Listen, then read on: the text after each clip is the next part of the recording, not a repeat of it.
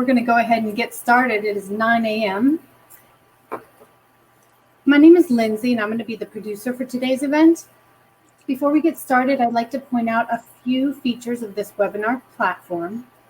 We'll be accepting questions for a panelist Q&A session later in the program. You can submit the questions at any time via the Q&A window on your screen. We will attempt to address as many of the questions as possible, but often have more questions than we have time to address.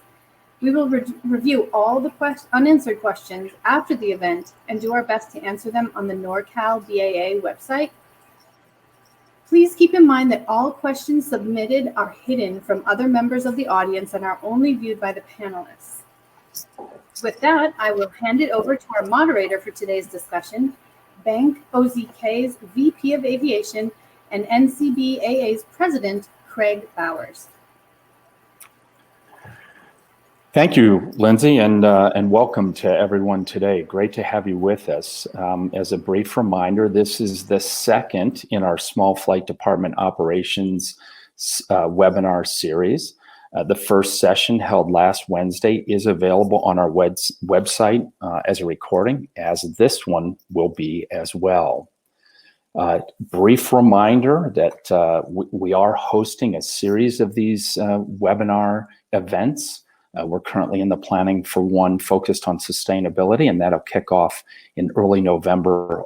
We also have a golf event coming up next spring, but the point is all of that information is available on our website, that norcalba.org events. That's where the recordings are and more about what's coming up in the future. So I'd call your attention to that when you have a chance. We do have a great panel lined up today, and by the looking at the number of registrants for this webinar, it's clearly material that's of a lot of interest. We'll be kicking off with Christy DeYoung of Jet RVSM. David Norton is going to join us and talk about illegal charter. And then John Clark will round out the session talking about pilot agency agreements and contract flying and some of those things. There is a lot of material in today's webinar.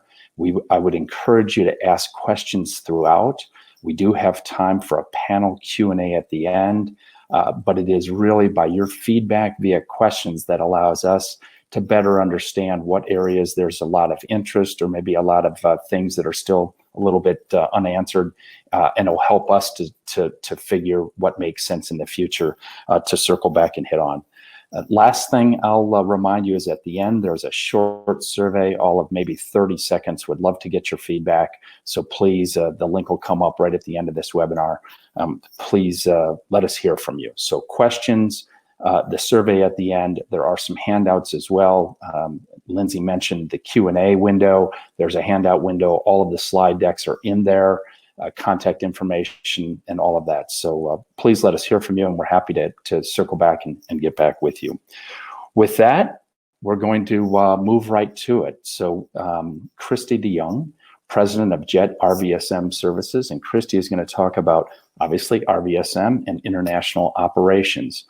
Before Christy jumps on here, we've got a poll just to understand a little bit better about the audience out there, and it allows Christy to kind of know exactly who we've got out there on the webinar. So if you'd please let us know a little bit something about your operations in the international environment, that would be great. And with that, Christy, it's all yours.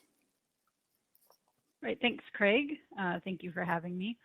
So I'm going to give just a brief overview of the letters of authorization that we submit for Part 91, primarily operators commonly.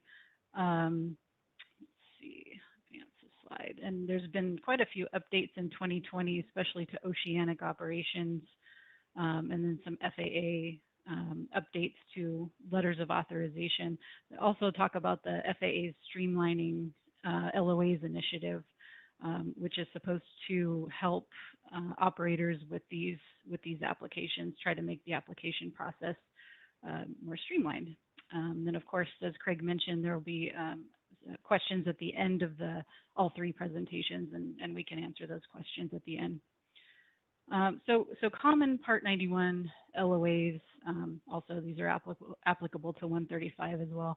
But for RVSM, of course, starting in January of 2019, the RVSM LOA is not required in the United States, but it is still required outside of the United States. So if you're operating in Mexico and Canada, in any oceanic airspace, if you want to fly above 29,000 feet, you've got to have an RVSM letter of authorization to meet the international requirements. There's also RNP 10, RNP 4, RNP 2, which is an oceanic authorization. It's a prerequisite to get the NAT HLA letter of authorization. It's required for Pacific routes. It's optional for the Gulf of Mexico and waters. There's some non-RNP 10 procedures you can follow in that airspace, but the air traffic control has to provide a larger separation between you and other aircraft in that airspace if you don't have the LOA. So it goes from a 90 nautical mile lateral separation to a 50 nautical mile if you have the authorization letter. There's also an option for if you only have a single long-range navigation system, so a single GPS or IRU, there's an LOA for that, the BO54 version of the RNP 10 letter of authorization. NAT HLA, of course, North Atlantic, and that also includes the Blue Spruce routes. We get a lot of questions about that, saying, oh, I'm just flying in Iceland and Greenland. That extends all the way up basically to the North Pole, that airspace. So you have to have both the NAT HLA and the RNP 10 LOA to fly in those flight levels. And then, of course, on the tracks, if your airplane's capable of flying on the NAT tracks, there's certain tracks and airspace flight levels that are CPDLC fans required, equipped aircraft only. RNAV 1 and RNP 1 arrival and departure procedure, not required for Part 91 operators in the US, but some other countries have required it, and we've just been recommending that operators get both that LOA and the next LNAV, VNAV, LPV, LOA. Both are optional for US, or not required for US, but if you fly in other countries, they might require it. They're pretty easy LOAs to get. The only hiccup what we've noticed is providing training. So LNAV, VNAV, LPV is usually conducted during the simulator session. So you would have to contact Flight Safety or CA or whoever you go to your simulator session to get evidence of that training. And then of course CPDLC, that is the data link. That's one of the more difficult LOAs to get. The FAA takes quite a long time in reviewing these applications, we found. Any of the international, so the RNP 10, NAT HLA, and CPDLC all have to be reviewed initially by the FSDO and then by a next-gen regional navigation specialist, which can often take many weeks for them to review, and there's usually some back and forth. A couple LOAs have been decommissioned, ADS-B out, and BRNAV, PRNAV, the European en route and terminal LOA were decommissioned by the FAA. So if you have these LOAs, the FAA is supposed to cancel them and reissue your LOAs without that letter of authorization, without these two in the table of contents. But it's not required. It's an FAA action that has to be done. The operator's not required to cancel those with the FAA. So RVSM, as I mentioned, it's not required in the US anymore. It is required outside the US. There's still this Appendix 91 Appendix G Section 3, which is the operator authorization for RVSM. It's still available to operators, and it's pretty much the same application process as it was before. Not a lot has changed as far as FAA review. There's some job aids to fill out and some other FAA forms, but it's becoming an easier LOA to get. So, and the next gen doesn't have to review this. The FSDOs can review it and issue the authorization. One important thing to note is that even if you are operating in US airspace only and you're not getting a letter of authorization, it's important that operational control still has to be maintained, and David will speak to that in his presentation about Part 91 operational control. So if you have an LOA and so say it was issued in 2018 and you have a couple options. You can keep the letter of authorization And if you keep the LOA, then you have to make sure that it's current. So the N number hasn't changed, the contact information for the responsible person hasn't changed, the address, those sort of things. Has operational control changed? You have dry leases signed. Or the other option is you can just tell the FSDO, hey, I want to cancel my LOA, my RVSM LOA. I have no intention of flying outside the United States. Let's just go ahead and cancel it. So in that case, you wouldn't have to worry about maintaining a letter of authorization anymore. Still have to maintain operational control though. Common question that we get are height monitoring flights still required? And yes, they are. If you have an RVSM LOA, the interval is 24 months at 1,000 hours, same as before. If you are not operating with an LOA under ADS-B, it's 24 months. But there's this wonderful thing that the FAA is doing now, monitoring via ADS-B out. So starting this year, I believe, aircraft are now continually height monitored during normal operations at RVSM altitudes where ADS-B data is available. So you're just took delivery of a plane, you're bopping around at 29, 30, 40,000 feet. You will probably get height monitored without knowing it via ADS-B. After you take delivery of your airplane for the first time, if a monitoring flight hasn't been done before, it's a good idea to check the FAA database, the NARMO database, to check to see if your airplane is on there. If it's not, then you can fly around and just see if you get monitored, or you can fill out this ADS-B height monitoring request. So this is available via the link online. You can download it, fill it out, send it to the FAA. This just requires that you fly for a minimum of 15 minutes in RVSM airspace at a level altitude. And it takes about 2 to 4 weeks for the technical center to process the data. And then once the data is processed, it'll be posted on the NARMO website. So I would wait maybe a month or so after you submit this form to see if it's on, if your airplane is on. There's two different, databases on the NARMO website. One database and report shows only ADS-B out aircraft, and those ADS-B out aircraft will be listed by make, model, registration, and serial number, and it'll have the date of the most recent monitoring flight in the ADS-B out column. If you do have an RVSM LOA, there's a separate spreadsheet to check, and your operator name will appear in that report because it's connected to your LOA. So you can look it up by operator name or aircraft make, model, serial number.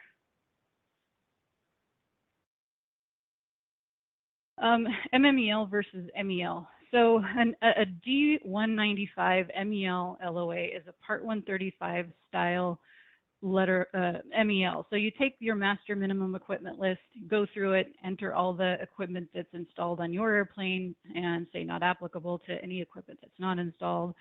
You have to put the operator name, aircraft make, model, and serial number on each page. Submit that to the FAA, and it requires FAA review and approval. So it's quite a long process to get that approved by the FAA. It's a little more cumbersome. So, and then every time the MMEL revises, you have to update your MEL, rev it, submit it to the FAA.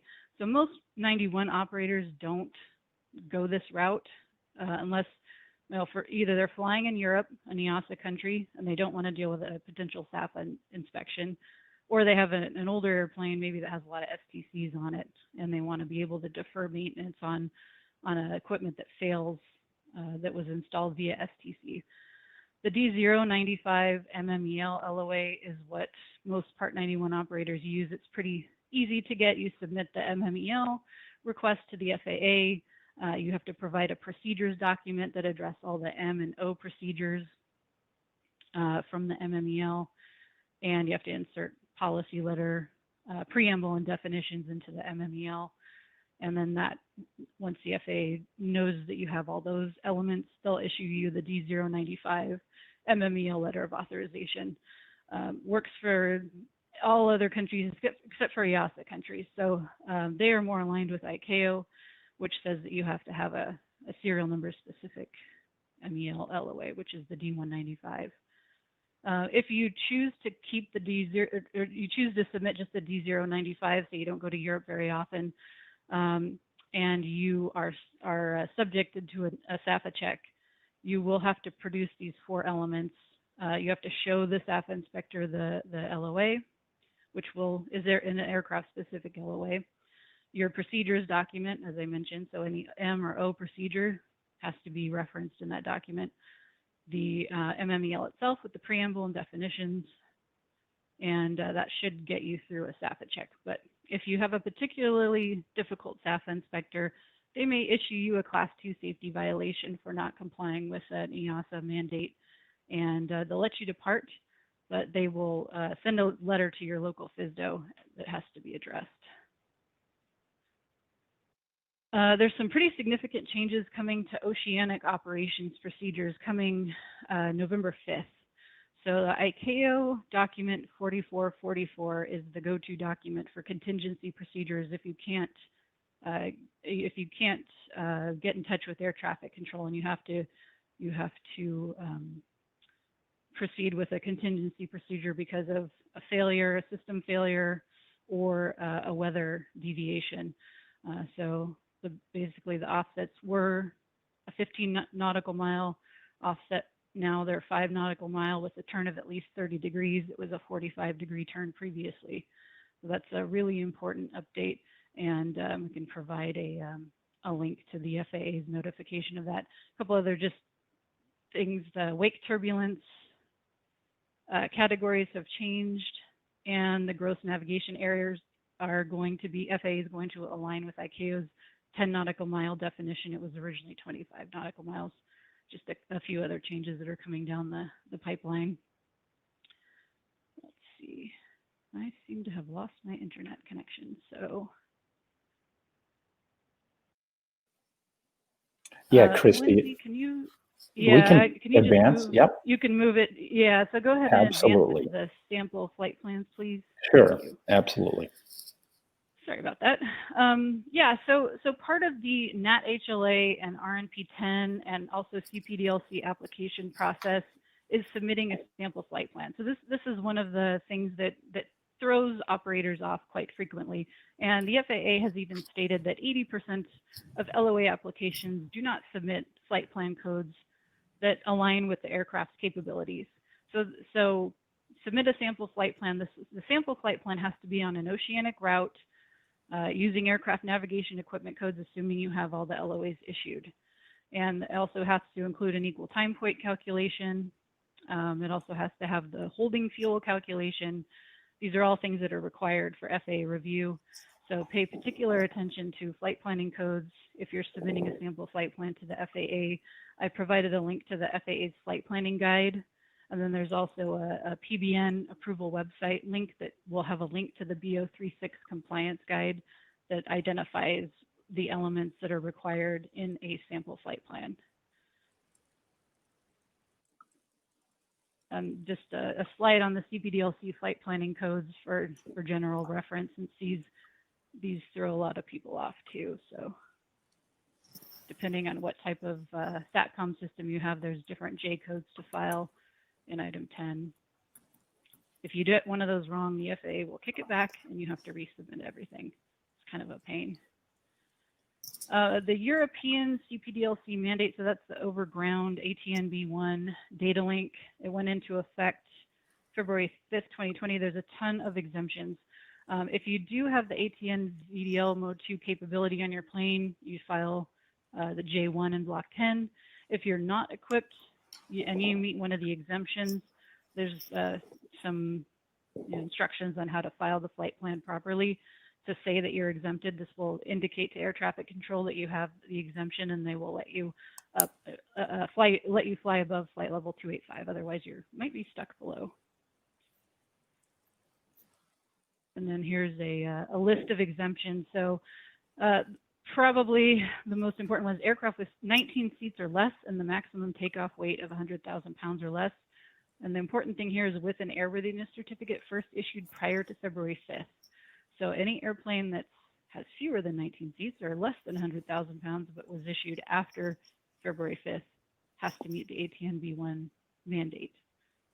And there I provided a link to the EASA website that shows the exemptions. You can check to see if your airplane is exempted. The FAA has started a streamlining initiative. There's 3 elements to this: the aircraft capability, pilot training, and operations manual. So the FAA has been working with OEMs to provide an aircraft statement of compliance. They call it an ASOC. So this will be given to operators when they take delivery of their plane. It'll make it a lot easier with the FAA to show what the airplane's capable of. The TSOC is a training statement of compliance. Training providers will be providing pilot students with a copy of this that shows each of the airspaces that was covered. If you're submitting any of the NAT HLA RNP10 fans requests, you have to complete training every 24 months, even for Part 91. FAA has been really adamant about that. And the manual vendor ops programs will be approved by the FAA so that they're not reviewing the same manual over and over and over again. So this will be a procedural statement of compliance that a manual vendor, such as Jet RVSM or what other vendor you work with, can provide the FAA to so that they don't have to review the entire international operations manual. So that should significantly speed up the review timeframe. And this is just an example of the OEM statement of compliance, so the ASOC. There'll be something similar for the training, the TSOC, and the operations statement of compliance that will be provided. And this is only for new aircraft, not for pre-owned, just brand new delivery aircraft. And I know I'm getting close to my time, so I'm going to go through this real quick. OAPS is an operational approval portal system. It's something the FAA has made available to 135 operators, and it's now available to Part 91 operators.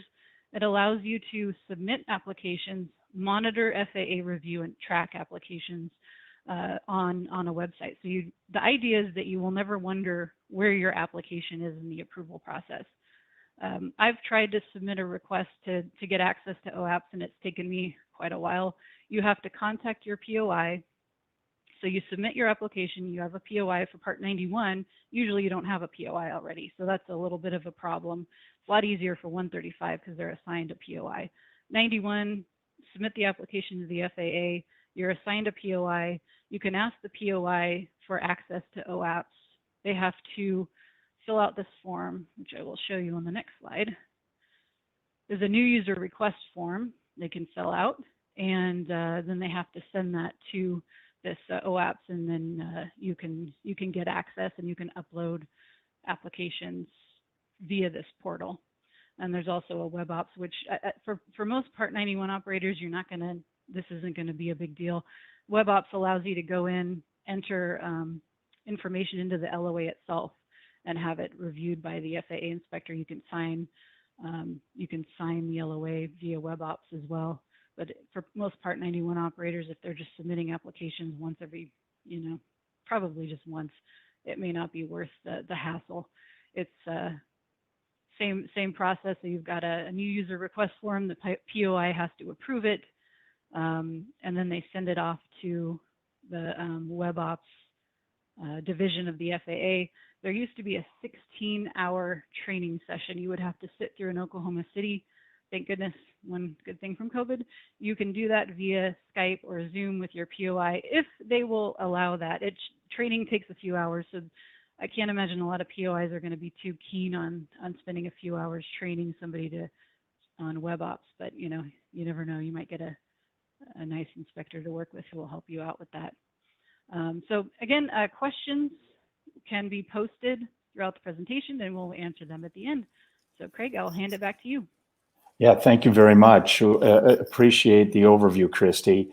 And we already do have a number of questions coming in. So we're going to keep this moving so that we've got time for the panel at the end.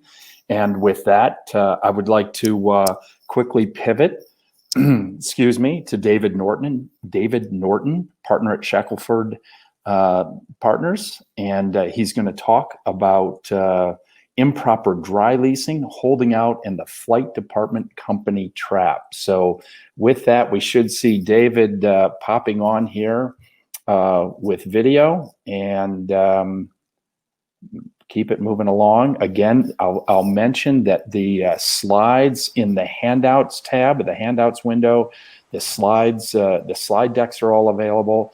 Lindsay has been posting a number of links in the chat window available for you. And we're going to keep it moving again to try and get to as many questions at the end as we can. So with that, David, over to you. Very good. And Craig, can you hear me okay? How's the sound? Absolutely. Got good audio. Very good. So hello. First and foremost, thank you to NorCal BA for the association for allowing me to speak today. I really appreciate that. And thank you for all the people that are attending. And always delighted to be able to work with Christy and John. They're just two outstanding people. After listening to Christy's presentation, that's why I always tell people if they're dealing with LOA problems to go talk to Christy and John. So I was asked to talk about illegal charter. I'm going to give you a presentation. I'm going to go through it pretty quickly. I have a bunch of slides. I believe they're making the handouts available to you all so you can have them for future reference. This is based on, I've done a kind of a different number of different permutations of this presentation for different folks. So an outline of what I'm going to talk about. First of all, I'm going to talk a little bit about how we got here, what's going on. I'm going to give you some basic nuts and bolts and some regulatory concepts, very briefly touch on which operational rules apply, then pivot to what is a legal charter, how the FAA is addressing it, and some resources that are available to you. How did we get here?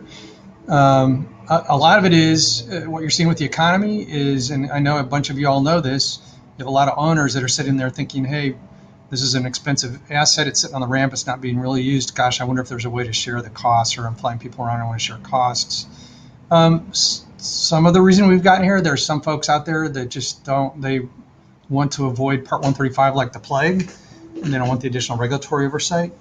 And so that sometimes pushes them to do things maybe they ought not be doing. Sometimes, and a lot of times, it's just a kind of a lack of regular understanding. And I'll talk about this, how folks are kind of categorized this. But sometimes they're not really trying to break the rules. It's just really hard to get there. Part of the reason that this has really come to the fore is because there has been very appropriate pushing going on by both the National Business Aviation Association and the National Air Transport Association, really to protect on the NBAA side is to make sure that people know how to do dry leasing correctly and that that's done appropriately to protect their primary membership. On the NATA side is to help protect the air charter operators, their primary. There's overlap between the two, but their primary membership for the folks that are really doing it right and are kind of being unfairly treated. And then finally, the FAA was really nudged into this through the 2018 FAA Reauthorization Act, and there's a very short section in there that directed them to create a report on illegal charters. Okay, so basic concepts. First and foremost, just to make sure we're all talking about the same universe. What I'm talking about here are small, meaning less than, in FAA speak, less than max gross weight takeoff at 12,005. In DOT speak, single engine pistons, small meaning seat configuration of 20 or actually less passengers, or maximum payload, that's a typo, sorry about that, or maximum payload of 6,000 pounds or more. What we're really talking about are business jets, anything from a G650 down to my own little Cessna Cardinal that I putz around North Texas in. That's the universe we're talking about. I'm not talking about 737s and that type of thing. The second thing, I'm primarily focused today on the Federal Aviation Regulations, 14 CFR Parts 1 through 199. I will touch on very briefly, I might mention some of the economic regulations from the DOT and some various federal and state tax issues, but it's primarily an FAA discussion today. Okay, so jumping into the nuts and bolts of this, when you're doing this analysis, what you really need to understand are some of the key definitions of the types of air transportation that are out there. These definitions are all found in section 1.1 of the FAR, 14 CFR part 1.1, section 1.1. What we're talking about is interstate commerce or air commerce, the concept of commercial operator, somebody who's acting in air commerce, interstate air transportation, concept of being a common carrier, and then the definition of a direct air carrier. That's somebody who's been certificated to act in air transportation. I'm not going to go through the legalistics of those definitions, but I'd certainly recommend that you go to 1.1 and read those. The crux that you really need to understand is that if you're a commercial operator, the core of that is that there is some amount of reimbursement that is occurring with respect to the transportation of people or property. So a commercial operator is a very generic term that means there's basically money flowing to correct the flight. The concept with a direct air carrier is not only are you acting as a commercial air carrier, there's compensation occurring, but you also are holding out or have the ability to hold out to the public. That means that you make it known either through the old yellow pages, the websites, or just even by reputation, that somebody can walk in your office and say, hey, take me from point A to point B, and you'll do it without discrimination. That's a holding out. That's a direct air carrier. In the bigger scheme of things, this is one of the references to economic authority. The biggest distinction here is if you're a mere commercial operator, there is no holding out going on.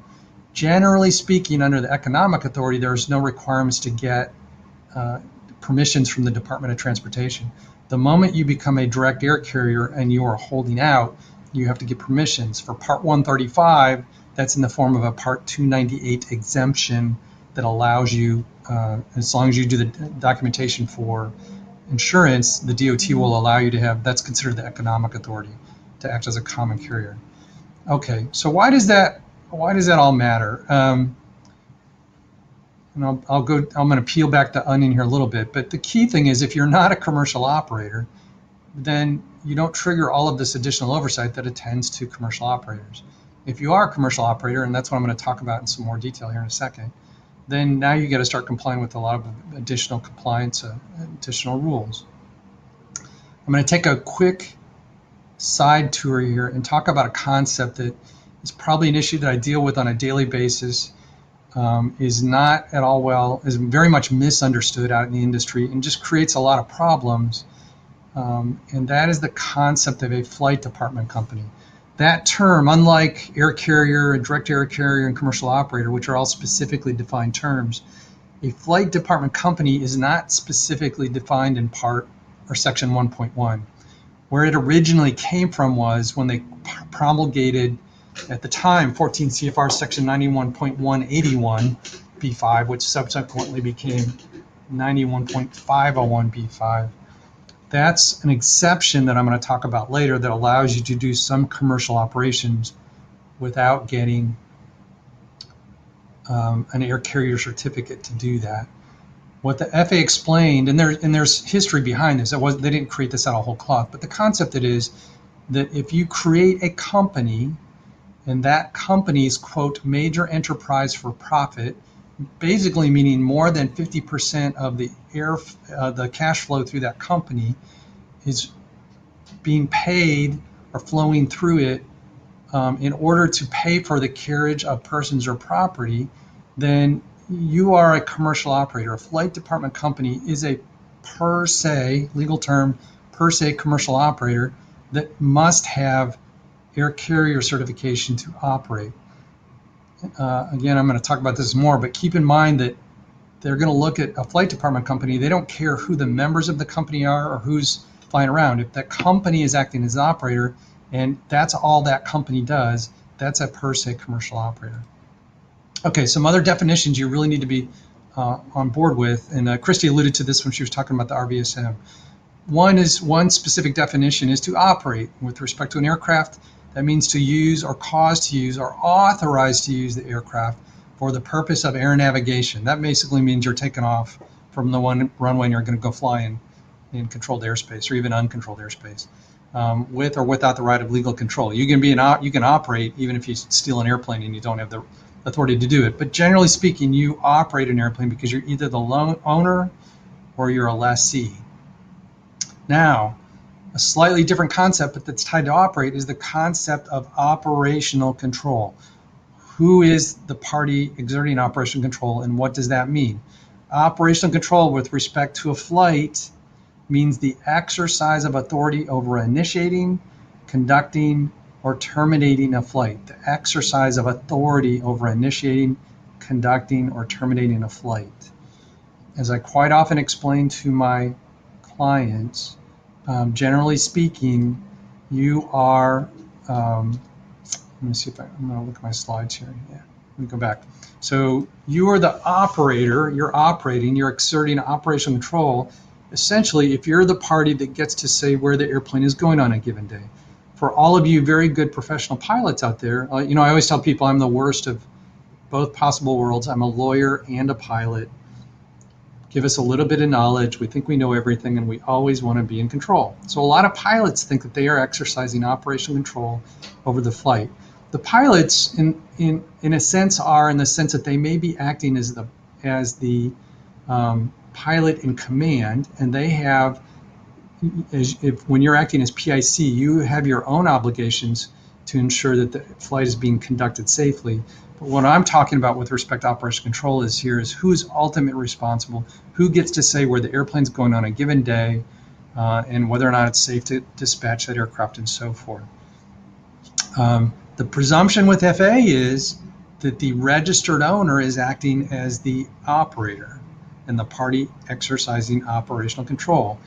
If you want to have somebody else exercise operational control, then you need some kind of lease or other appropriate written agreement that has transferred operational control to somebody else. So that kind of goes to this concept of, well, what are the indicia of operational control?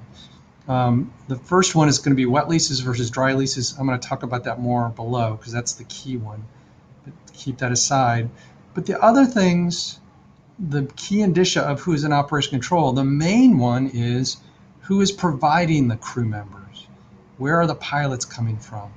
Other indicia of operation control is maintenance, fuel, and insurance. Those are what the FAA looks at. Now I want to make a distinction here, and I'm going to make it again. And there's kind of a tussle going on between the FAA and industry, and actually just parts of the FAA and the SEAT team, which are very good, and they're trying to do the right thing. But when I am saying maintenance under the regulations and FAA guidance materials, I'm not saying that the indicia of operational control is who is actually turning the wrench on the aircraft. I have my little Cessna Cardinal. You don't want me turning a wrench on my aircraft. I can add oil to it, but I have no qualification whatsoever to do anything else. But as the operator of my aircraft and the party exerting operational control when I go fly it, I am responsible to make sure that the maintenance was done correctly. How do I do that? I hire a properly qualified A&P mechanic. I make sure that I do have a dialogue with that person to make sure that, in turn, my airplane goes through all the normal annual inspections, that those are completed, that if I do notice any discrepancies, that I point those out to my A&P so that he can go check them, that when he's done checking them, I check the records, I discuss them with him, make sure that there's nothing wrong, and when I go fly, especially after any maintenance is done, I do like the world's best pre-flight I can possibly do. That's what I'm talking about as far as maintenance. Same thing with insurance. It doesn't necessarily mean that I have a separate insurance policy. It means that I make sure that I have a dialogue to make sure that the aircraft is properly insured and that I'm covered under that policy to protect my passengers when I go fly. There's no specific provision that defines when operational control is passed from one person to another. If you're the owner and you don't do anything else, again, the presumption is that you're the party in operation control. If you're letting somebody else use the aircraft, they're going to look at all of those different indicia of operation control to see if you've really truly passed operational control or not. At the end of the day, if you look at all of that indicia and all of these concepts, the main thing, I think this is my kind of my personal opinion, although I can point out in different guidance where this comes from. The person in operation control is the person who is ultimately responsible for the safe conduct of the flight. Again, that doesn't necessarily mean that that's the pilot whose hand is on the yoke. If I'm ABC widget manufacturers. I own an airplane in my company. I use the airplane for ABC widget manufacturing business, and I've hired very good professional pilots. The pilots are manipulating the controls, but they're doing it on behalf of, and the party who is ultimately responsible for the safe conduct of the flight is ABC widget manufacturing. So that's a really key concept that I'm beating you over the head with. Now, with that concept in mind, very quickly to touch on wet leases versus dry leases. A wet lease is specifically defined in the FAR. This definition is found at 14 CFR section 110.2, and it's defined as meaning any leasing arrangement whereby a person agrees to provide an entire aircraft and at least one crew member. Notice it doesn't just say pilots. It says any one crew member. That theoretically could be a flight attendant. That, to be quite honest, in the 120 world rule, that's more important because you have trained and qualified flight attendants. You don't necessarily have that in 135 or 91. So there's a little bit of grayness to that, but what they're really looking at is the pilots. Who are the crew members who are actually flying the aircraft? So a wet lease is specifically defined. A dry lease is not, but the converse of a wet lease is it's the opposite of, or a dry lease is it's the opposite of a wet lease. That essentially means that under a dry lease, the lessee goes and gets its own pilots. If the lessor is either directly providing the pilots or indirectly providing the pilots, meaning they're telling the lessee who to use, or they're providing, especially if they're telling them who to use, perhaps if they're providing them through another company, then the FAA is going to look at that as a wet lease.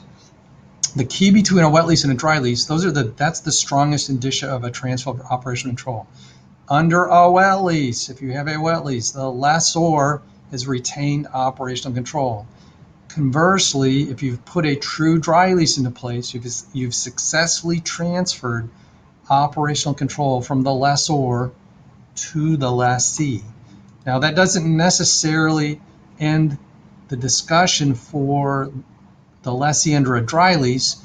All a dry lease does is push down the ladder one rung, the question of whether or not you're a commercial operator, which I'm getting to next. So a dry lease simply transfers operation control to somebody else.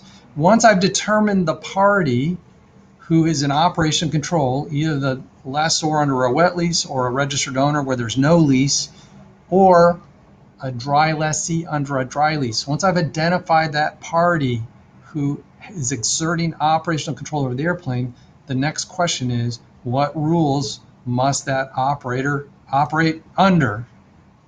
Okay, so again, some basic concepts. I'm probably repeating a lot of stuff you already know, but I'm trying to categorize it in hopefully a logical sequence so you can follow through. So next we're going to talk about Federal Aviation Regulations Part 91. That is the baseline set of regulations that apply to all operations of all U.S. registered airplane any place in the world. Now, if you're flying someplace else in the world, you may have additional rules you have to comply with under treaty, but you always comply with Part 91.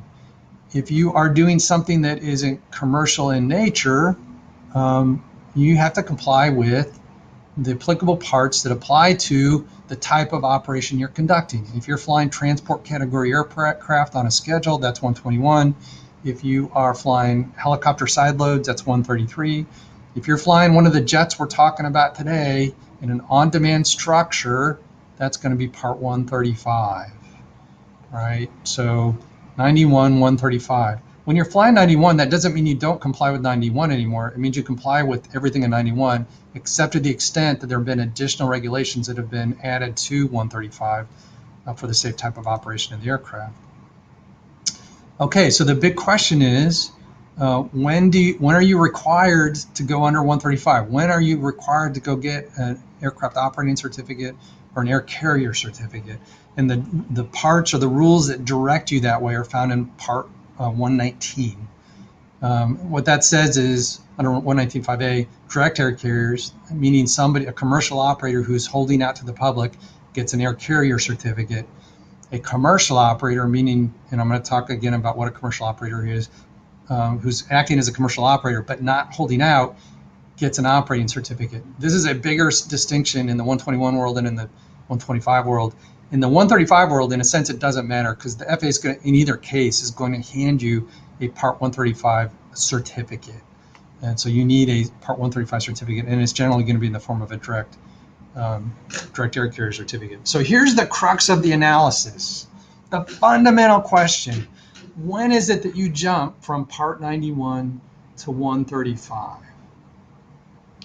If you take all the rules, all of the definitions I just gave you, all the concepts I tried to put into place, the general rule is that when you are an operator carrying persons or property for compensation or hire, you are a commercial operator. You're either acting as a direct air carrier, meaning there's an element of holding out, or you're just a mere commercial operator, meaning you're making money on it, even if you're not holding out. And if either case, you must go obtain, in this size of aircraft, a Part 135 certificate to do that. So let me flesh this out then. Operator, all those definitions I gave you. The operator is the party exercising operation control. It's either the registered owner if you've never transferred control to somebody else, or it's a lessor where you failed to transfer operation control. You think you did, but you didn't, and you've retained operation control. Or it's a dry lessee who has assumed operation control under a proper dry lease where you've successfully transferred operation control. One key thing to keep in mind with respect to operator in the company, especially when you're talking about a company, is that there is no such thing as a disregarded entity. I beat you over the head with that. No such thing as a disregarded entity. A disregarded entity is a federal income tax filing concept. That is it. It does not apply to FET. It does not apply in other places of the tax code. It definitely does not apply to the FAA or the civil courts. If I have ABC Widget Manufacturing Company and it creates a wholly owned subsidiary called ABC Aviation, and it's elected to be treated as a disregarded under federal income tax rules, I don't care. ABC, and if ABC Aviation takes title to the aircraft as an owner, then ABC Widget Manufacturing Company does not own an airplane. They own a company, and the company owns an airplane. If I have Miss A high net worth individual, and she decides she wants an aircraft, and her very good tax attorney or estate planning attorney who does not understand the federal aviation regulation says, that's great, we're going to create A Aviation LLC, and Miss A will be the sole member of it, so this is great, she owns an airplane. No, she does not own an airplane. She owns a company. The company owns an airplane. So you have to make that distinction when you're talking about operator. Next is persons or property. A person or property basically means any warm body other than a required crew member. If all I'm ever doing is using pilots to ferry the aircraft around, and I'm not carrying anything, anybody or anything, you will never be a commercial operator. But the moment you put a warm body on board that aircraft to move them from point A to point B, you've now met the person element.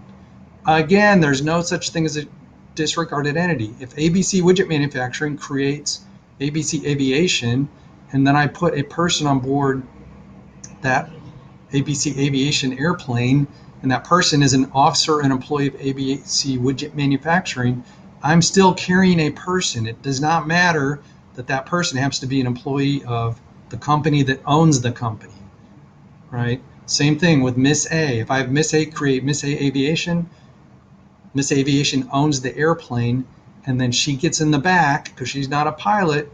I now have an operator, Miss A Aviation, carrying a person, Miss A. I don't care that she owns the company. She doesn't own the airplane. I have an operator carrying a person. The next question is that being done for compensation or hire? The or hire is the holding out element. That's where you make it known to the public that anybody can walk in your office and say, hey, can you fly me from point A to point B today? And if the answer is yes, you're holding out. But notice that it doesn't say compensation and hire, it says compensation or hire. Even if you're not holding out, if there is any amount of reimbursement, any amount in any form or any kind related to the conduct of the flight that is flowing back to that owner, you are a commercial operator. No profit motive is required. It can be in any form. So under my examples, if I got ABC Widget Manufacturing creates ABC Aviation, and it pours money into that company so that ABC Aviation can fly in, the employees and guests of ABC Widget Manufacturing, I have an operator, ABC Aviation, carrying persons, the employees of the parent company, for compensation, money that is going to that company to conduct a flight. That's a commercial operation. If I have Miss A create the flight department company, and then she pours money as a capital contribution into that entity, and that's what is used to pay for the airplane, Miss A Aviation is a commercial operator. That's a flight department company. That's what I was talking about before. If I have a true valid ABC Widget Manufacturing is flying the aircraft and it's carrying people around and says, hey, just split the fuel cost with me, that's an operator carrying a person for compensation. Reimbursement is occurring. It doesn't matter if you're just sharing the fuel costs. Now, let me hit a real quick issue here, and that's kind of a trap that the FAA relayed when they created the Part 61 rules. A lot of pilots think that, hey, I can go share fuel costs, and as long as I do that, that's non-commercial. That's great. That is half correct. As you all know, as professional pilots out there, when you started out your training, you started as a private pilot. As a private pilot, you could never receive any form of payment or compensation to act as a private pilot, to act as a pilot. You had to go get your commercial certificate or eventually your ATP, in order to be paid to act as a pilot. When the FAA created that rule, they said, you know what, if you're a private pilot and you're going someplace and all you're doing is sharing fuel costs with your passengers, then we won't make you get a commercial certificate to do that. You can do that as a private pilot. What they did not address in the rules is this concept that said, but oh, by the way, if you're the pilot and you're acting as the operator and you're receiving compensation, that's now a commercial operation that requires a 135 certificate. That's a gap. Under the rules where they promulgated this, it came up with a policy statement that said, for the exercise of both of these rules, if you're a private pilot and you want to share gas, then you can only do that if you have a common purpose. Meaning, I'm in Dallas, I may want to go to Houston to get some for a business meeting, or I'm going to Austin to get some really good barbecue. If I'm doing that and somebody is coming along with me for that same purpose, then they can share fuel. But if I'm going to Austin and somebody wants to go along for something else, that's not a common purpose. Or if I wasn't planning on going to Austin and they say, hey, will you take me to Austin? I'll say, yeah, I wanted to go to Austin, and now I'm going down. That's not a common purpose. So a common purpose is we're going someplace to go hunting, we're going to go skiing, we're doing something together, and I'm a private pilot. If you're in that situation, the FAA said, okay, we will allow a private pilot to do that without a commercial certificate, and we won't enforce under the commercial operation rules. But if there's no common purpose, that person is going to get nailed both for flying under a wrong certificate and for conducting an illegal commercial operation because they're an operator flying under Part 91 receiving compensation. So be aware of that trap. Okay, I'm going to speed up here. So conversely, if you're not a commercial operator, if there's no money flowing for it, either through a company or you're not cost sharing, then stay under Part 91. But the moment that you are going to get compensation, you got to do 135. So what's the big deal? Well, you all know this as well as or better than I do. You know, Part 91 basically says have an airworthy airplane, be qualified crew, comply with ATC, follow the rules of the world, get to the work with Christy to get the LOAs you need. But other than that, there's no such thing as a 91 certificate. It's relatively unregulated. In the 20 years I've owned my little airplane, I've talked to somebody from the FAA about my airplane exactly once.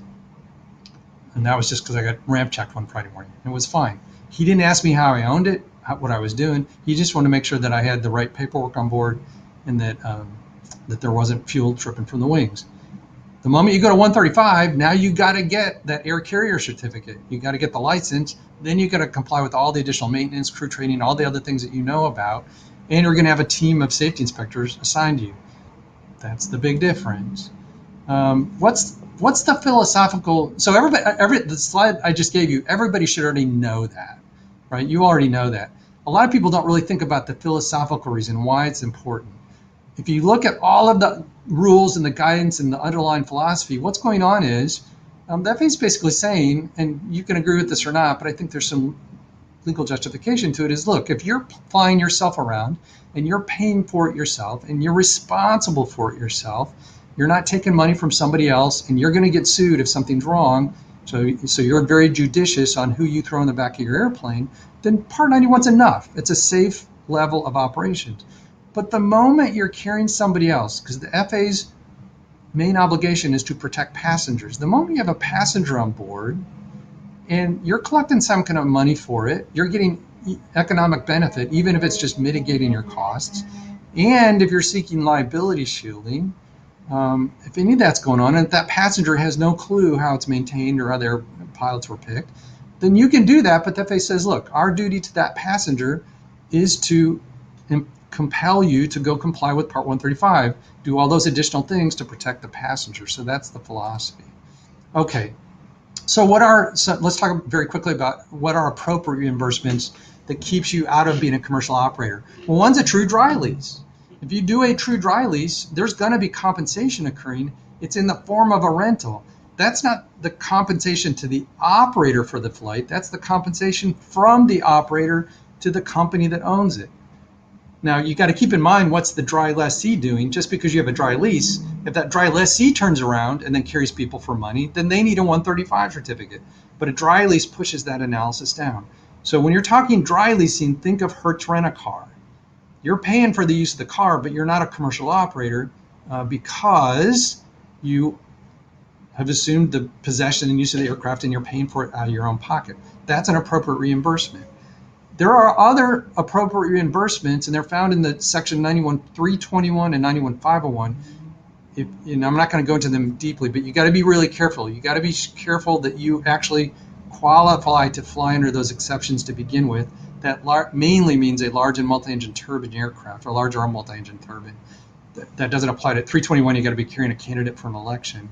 And then within that exception, you have to comply with very narrow rules that I can tell you are quite often not followed and misunderstood. Time sharing, demonstration flights, interchange, joint ownership. They are very narrowly construed because they're exceptions. If you can meet those exceptions, if you're qualified to do that in the first place and meet them, you can go conduct what amounts to a commercial flight. When you're doing a time sharing agreement, you have a written agreement, you've done the TIL on it, you're capping the reimbursement to 2 times the fuel cost. That's essentially a charter flight. You're now flying somebody around for compensation, but as long as you stay within that exception, you can do that under Part 91. The moment you bust that and you don't comply with the exception, you've now conducted an illegal charter flight. Go talk to the company up in Michigan that did a whole bunch of those and had a $3 million penalty initially assessed against them. It was later lowered to $1.5 million, but that's because they were trying to comply with the exception and they didn't. Okay.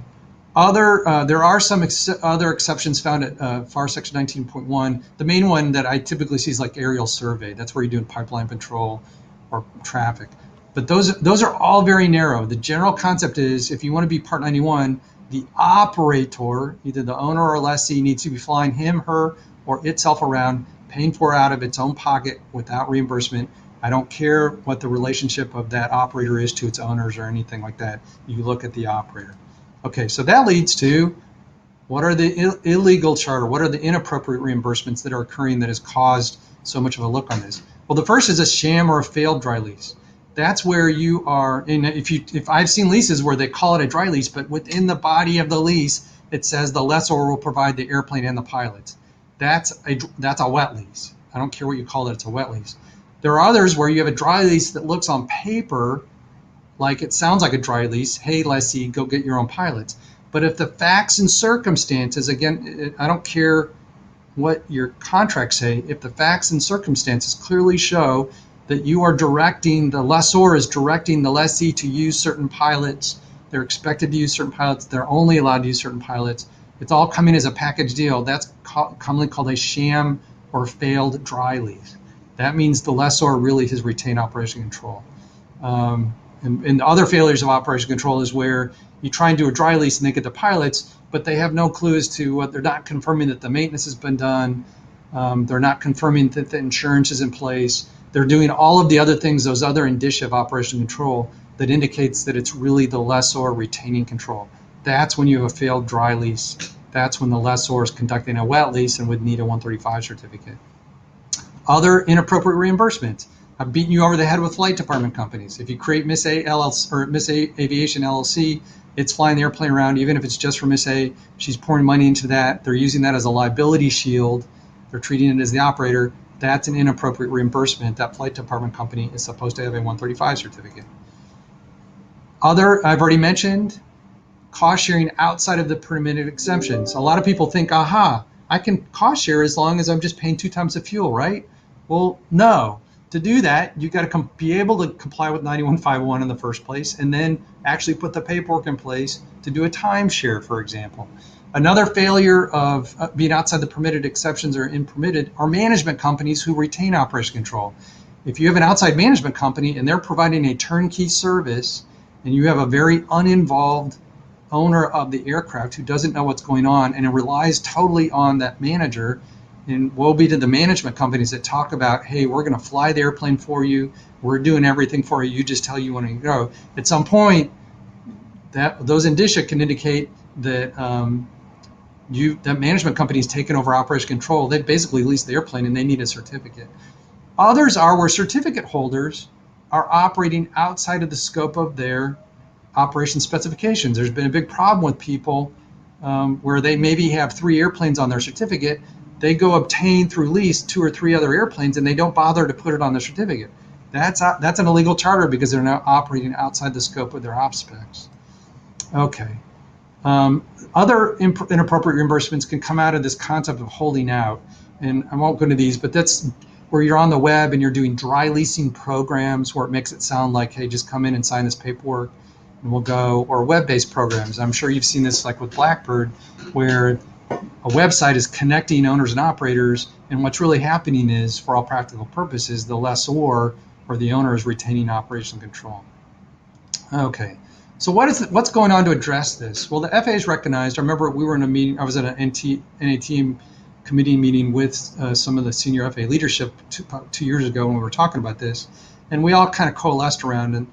And the FAA's view is that there's really 3 classes of people out there. They're clueless, careless, and criminal along that spectrum. Clueless is somebody who they're out flying the airplane. They have no clue about this. There's really no intent. They're not even thinking about the rules.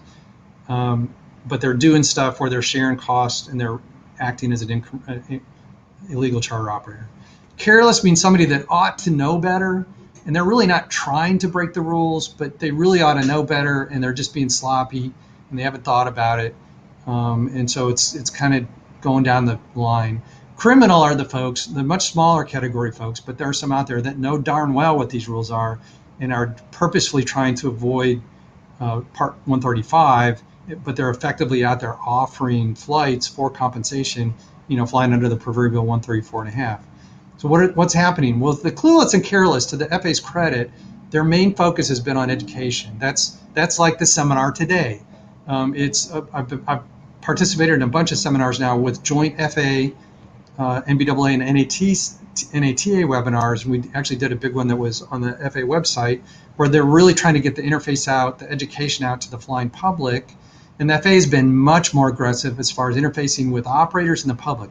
You are much more likely to get ramp checked now, and they are really watching this. For the criminal, the FAA doesn't prosecute criminal. That's not the rules. But if it's really bad, they're either going to take legal action in the form of civil penalties against uncertificated parties or certificate actions against pilots or operators who are doing it wrong. And if it's really bad, they can actually refer to the Department of Justice for criminal enforcement, and that happens. So what's going on? Like I said, you can expect there are more ramp checks. You got to do truth in leasing, and if you don't, that's a regulatory violation. And guess what? The whole purpose of truth in leasing is to give them a heads up so they can do a ramp check. You need to expect that, and you need to be able to make sure that everybody knows exactly what's going on, and that if you're trying to set up a dry lease, they say a proper dry lease, and everybody can explain that to the FAA. If the FAA shows up and does a ramp check and the airplane's in good shape and you have a true dry lease in place and everybody understands that and they can clearly and calmly explain that to the FAA, that's a good day. That's what the FAA wants to hear. if they show up and they start asking questions and they're going to separate the passengers from the pilots, and the passengers have no clue, it's supposed to be a dry lease, and they say, well, who's operating the airplane today? And they say, I don't know, talk to the pilot. That's going to be a bad day. Okay, so you need to pay attention to that. So what are the options for operators? You know, for a lot of people, charter, especially on a lot of airplanes, it's not that bad. And to the FAA's credit, there's an effort called CSOP right now. They've realized that they've made it too hard to get and maintain a 135 certificate. So it's going to take a while, but there's a lot of activity to make that easier and more palatable. If that's clearly not an option, look at dry leasing, but you've got to do it right. You've got to limit. There's technically no limit on how much you can do, but if you're doing more than a few, that's going to be very suspect. And finally, don't use flight department companies. So what are the things you can look at? There's some really good advisory circulars. Advisory circulars are advice. They're not regulatory. Do not let the FAA browbeat you into thinking that you have to comply with everything in an advisory circular, because some of them go much farther than what the rule requires. But if you can comply with the advisory circular, it's a safe harbor. It means that you know that you're in compliance with the regs. So you should be familiar with these. Also look at FSIMs. The two sections here are the two sections that talk about the concepts of leases and operation control. And even though FSIMs applies to safety inspectors, not to you, if you know what they're looking at and what they're obligated to comply with, now you know that's a pretty good insight on how to comply with the rules. Finally, there's some really good websites. The FAA has their Safe Initiative website. NATA has their very good Avoid Illegal Charter, and there's an illegal charter hotline. And then at the NCBAA org, they don't have a specific illegal charter flight, but if you dial in dry leasing or illegal charter, you're going to pull up some really good resources. Okay, so I always try and end my speeches with this because I love this quote and I think it's very true and it's very good to remember. And you'll have the slideshow, so I guess that's a fancy way to get onto LinkedIn if you want it. And I'll turn it over to John. We'll do questions at the end. Very good. Very good. Tour of force. I hope that, sorry, it's kind of a fire hose. I hope that was helpful to people. Yeah, thank you very much, David. Okay. Very helpful. A lot of information there. Yes. Yeah, a lot of information. And I'll just remind our attendees a couple of places in the webinar platform that you're looking at. Handouts. Lindsay has been adding a number of documents in there. Also in the public chat, you'll see a number of links as the presenters talk about various documents and various reference material. A lot of it has been posted in that. The questions are coming in. Keep them coming. We'll do our best to address, and what we can't, we'll get posted. So with that, turning it over to John Clark. As John kind of gets booted up here, Lindsay's going to go ahead and post another poll. Again, this kind of will assist in John knowing what we've got out there in the audience. So please go ahead and answer that. And with that, John Clark with Jet RVSM. John, over to you. I've got my camera is functioning there.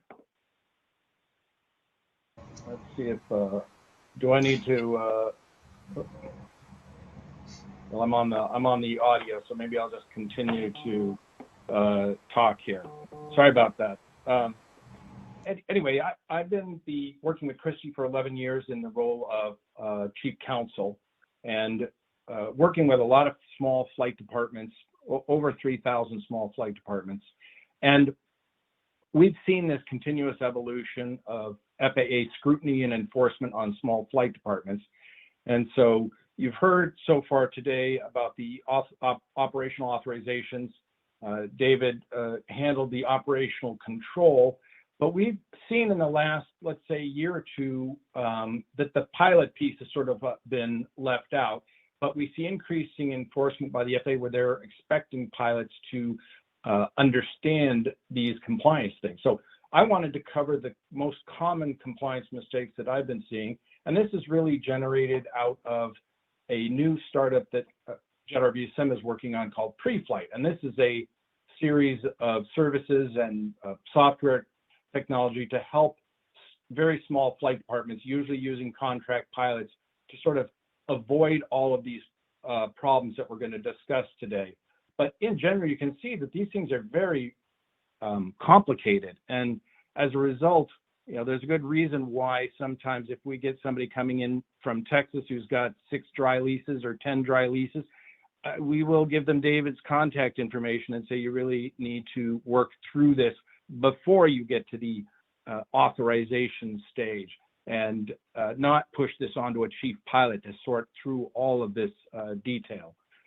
So we started out by surveying 61 contract pilots, and then I don't know, I don't see the results of the poll, but I'll be looking at that afterwards to see what I'll try to cover both the operator perspective and the pilot perspective in this talk.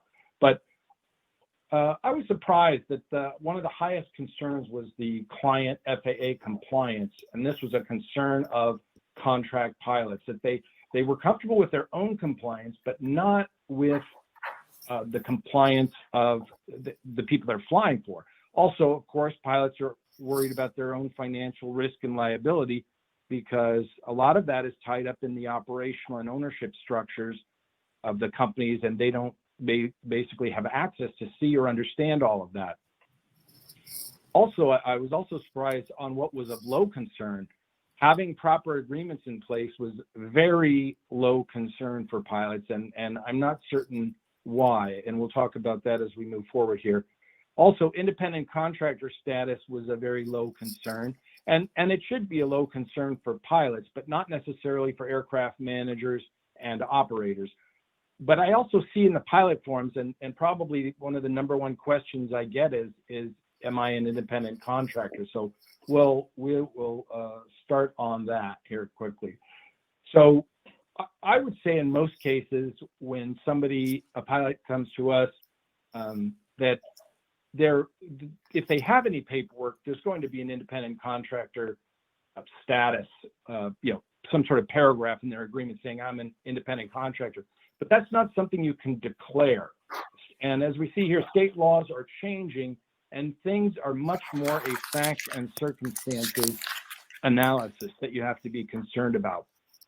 But once again, I tell pilots not to lose sleep on this, because the primary liability is going to be on the hiring entity in terms of potential federal and state employment taxes, workers' comp, other benefits that might be owed to an employee that you get around if you're using a contractor.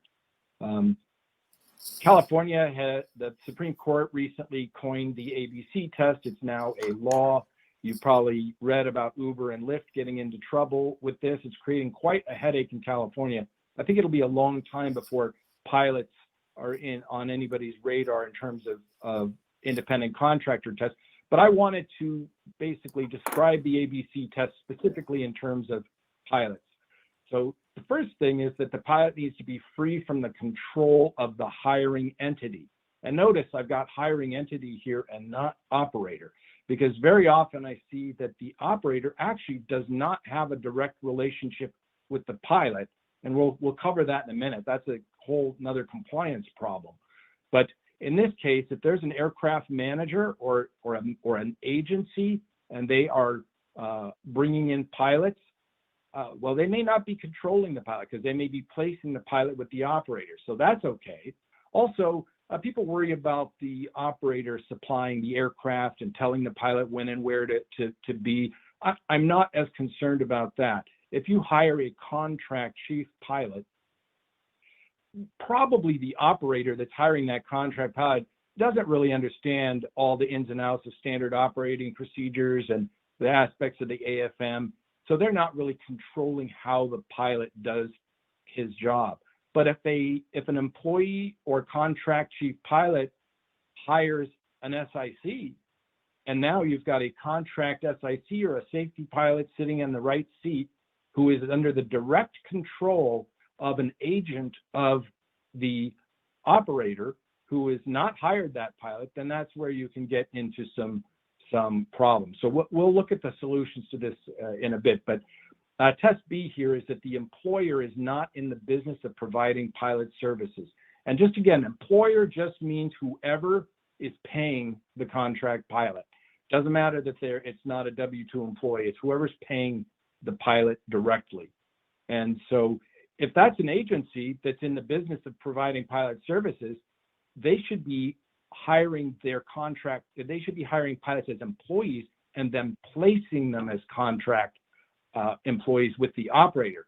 But if they're paying the pilots as contractors and then placing them as contractors, that's if you're doing that with a number of pilots, that you could get onto the radar of California or another state that follows this test. So the key thing is that if the operator is in Acme Widgets, as David had talked about as an example, well, they're not in the business of pilot services, so they can hire a contract pilot. Test C, the pilot has an established business offering pilot services. I see this as a problem on a weekly basis because the pilot is being paid in his or her name on a 1099, does not work for anybody else. It's a full-time gig. There's no paperwork in place. The person doesn't have a company, and that fails Test C. So something to look at. There's been a lot online and about this that can be researched. But you can see here that a number of states are following the sort of salmon or orange color. Here is the ABC states. The yellowish color is the A+B or A+C. So a lot of states are following this test. It's a good rule of thumb. If you get into the IRS 20-factor test, I haven't seen a pilot really that can pass the IRS 20-factor test as a contractor. So I would say under that, you're pretty much a misclassified employee if you're flying for an operator. So what would be the solution here? The main solution is to make sure that if you are a contract pilot or you're hiring contract pilots, that you're working with their pilot service company. That's sort of the first step to separate an operator from its pilots in terms of on a contract basis. Now, normally David or I could do an hour talk just on structuring LLCs, both for operators and for pilots. But generally speaking, the gold standard, which I've got listed here on the slide as best under these four categories, is a multi-member limited liability company. You've opted manager managed either in the articles filed with the state, or in California, I think you can put that in an operating agreement, but manager managed would be the management structure. You would select S Corp tax status and file, then basically you could hire yourself as a pilot to your own LLC, pay yourself with a W-2, pay your employment taxes, and California is going to be pretty happy with that.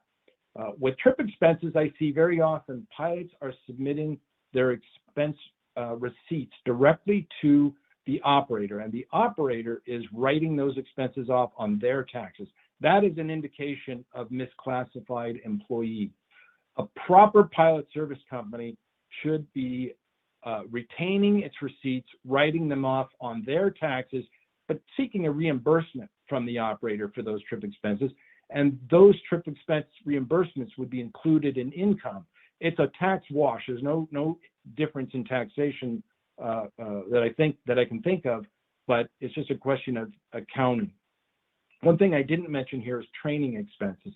Training expenses should be treated like trip expenses, and that is that the pilot can receive a reimbursement for training, but they should be running the training through their pilot service company, not through the operator's company. However, from a practical standpoint, I see almost every case where the operator wants to retain control over the training. So if you have that fact going against you, just one more reason that you want to be very clean on the rest of the facts and circumstances surrounding the relationship. So now that you've got your pilot service company set up, so you've got a properly formed LLC, it has an operating agreement, you're ready to contract with your clients. There's three main types of agreements that I work with pilots who are often also managing the aircraft. There are other various types of agreements, but let me go over the main ones. A pilot service agreement is one that covers flying duties and limitations, non-flying responsibilities, training requirements, Also, of course, what fees are going to be paid. What's on duty versus off duty versus standby. Am I available 24/7, or am I available Monday through Friday? All of those types of things can be addressed in a pilot service agreement, and especially it can prevent misunderstandings later. For example, one pilot I saw on Facebook flew through a hailstorm. The operator withheld the fee, saying that it was the fault of the pilot for flying through the storm, and so that would lead to some type of court litigation, or the pilot just being left holding the bag on the fees that were due for that trip. So it's a great tool for resolving misunderstandings in advance, more so than a compliance document. However, the compliance document is what I'm calling here pilot agency. And I see a failure to establish pilot agency every single week. And that is, you've formed your pilot service company, you've contracted with the operator. So there's a contract between two companies, but there is nothing between the pilot and the operator saying that the operator has command and control of that pilot, and that pilot understands that that's what's going on. Because one of the factors in operational control is who paid the pilot. And if you've been paid by a third party, which could include your own company. So if you were paid by an agency, if you were paid by some other subsidiary of the operator, however it comes, if the name on the paycheck did not come from the same name as the operator, then you've got a pilot agency problem. And so I can solve that with a separate agreement, which is a pilot agency, a simple agreement where you're appointed as a limited scope agent and accept that you are under the exclusive command and control of the operator for each of that operator's flights. Very important if you're flying for multiple operators, especially on a single aircraft. If you're the owner of the pilot service company, then you could just put an acknowledgement block on your pilot service agreement. So the company is contracting with the operator, and you personally are acknowledging your agency on that agreement. But sometimes I work with companies where they don't necessarily want the pilot to see the fee agreement for pilot services. So then we do a separate pilot agency agreement. If a pilot said, my boss isn't going to sign any agreements with me, zero. Well, I would say that the pilot service agreement is a good idea, but it's not a hard compliance issue.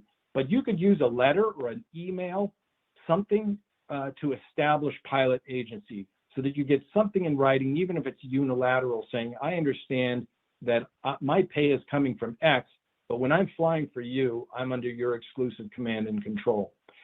The aircraft management agreement just is if the pilot service company, let's say, is not, it's owned by somebody who's managing aircraft and then either providing or not providing crew, I would use a separate aircraft management agreement that covers all the operations, maintenance, and crewing expectations. And one of the key things here between both of these agreements is to make sure that you take care of the insurance issue.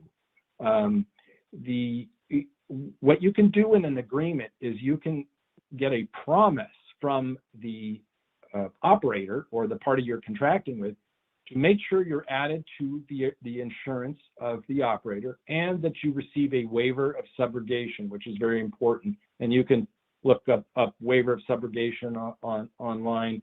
I won't go all into that, but that's an important component of protection, along with an indemnity, or basically a promise to defend and pay for claims if you get sued because the airplane was in an incident or accident. So those indemnities and the promise to add you to the insurance are very important. I've talked to a number of the major underwriters. If a contract like this exists and it's valid, even if there was a failure to get the right endorsement or certificate, waiver of subrogation, generally speaking, it will be effective because it was in the contract. Depends a little bit on the specific insurance policy, but it's a good idea. So overall, backing up, it's a good idea to have a proper company structure, whether you're an aircraft manager or a pilot, and to have a set of the proper agreements.